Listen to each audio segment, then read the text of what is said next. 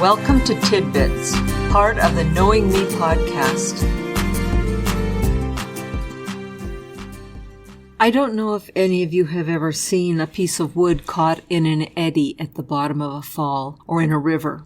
And that piece of wood just swirls around and around, seems to get sucked down, and then it appears again and it seems like it's going to pop out, but again it's just drawn down into the depth of that eddy.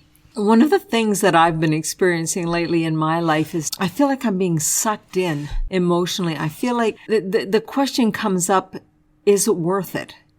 Is it worth it? I seem to be struggling in all I do in my relationship with the Lord and what I'm doing in my work. And it just seems like I'm being drawn down and down and I struggle to get out. And then all of a sudden it grabs me again. And I come to that point where I just kind of want to give up. I just want to throw in the towel and resign myself to the fact that this is the way life is going to be for the rest of my life. And when I was thinking of this morning, I was drawn to Hebrews. I really like the book of Hebrews, and the author of Hebrews is writing to discouraged Christians. These were Jewish Christians who were thinking that they had maybe made the wrong decision. They had made a mistake in becoming Christians. They were getting pressured from the spiritual leaders of the day. There was persecution, and so they were full of these doubts. And the author of Hebrews goes on to say, what are you worrying about? He says, God shows how Jesus is superior to angels, superior to Moses, superior to the Old Testament priests, superior to our sin because he can forgive it. He is superior. He's above everything else. And if that isn't enough, he admonishes the believers to move beyond questions about the basics of the faith, to look and see these men and women of faith in Hebrews chapter 11. And I really like that. I love the way he puts the emphasis where the emphasis should be. It's not on us. They wanted to throw the towel in. But he says, don't do it. Don't do it, because there's one greater than everything that you're going through. He says, remember the men of faith.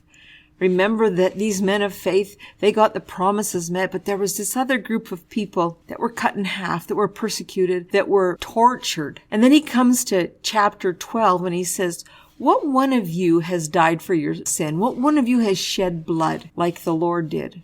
And then there's some verses there that just encourage me, because we always ask the question, is it worth it? Is it worth it? Is it worth it? But the question that we should really ask is he worthy?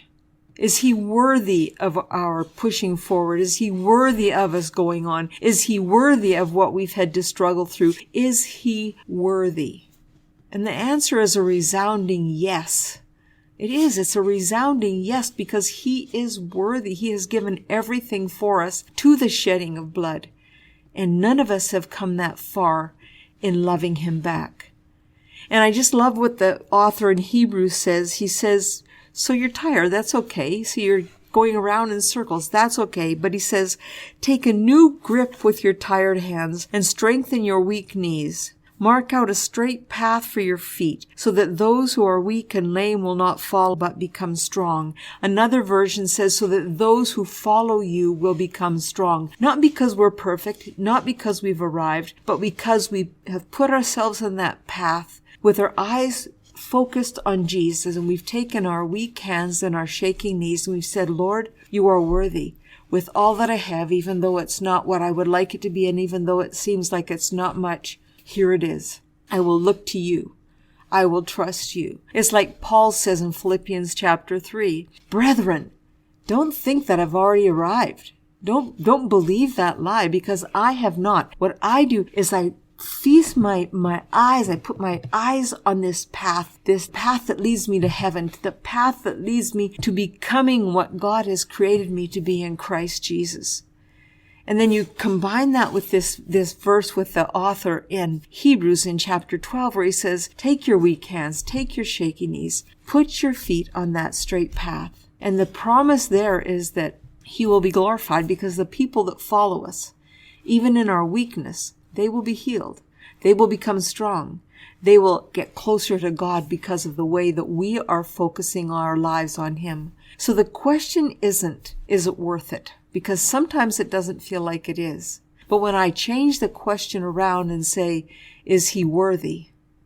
Oh, yes, he is. He is worthy. I don't know where you are today. I don't know what you're struggling with, but I know that underneath it all are the loving hands of God. And He is worthy of us living, of us struggling, of us glorifying Him in our limited way, day by day by day, until we become like Him. So when you find yourself saying, is it worth it? Change your question to, is He worthy? And that will give you the strength to carry on, to take the next step until that day when we see Him face to face, and He will say, well done, good and faithful servant.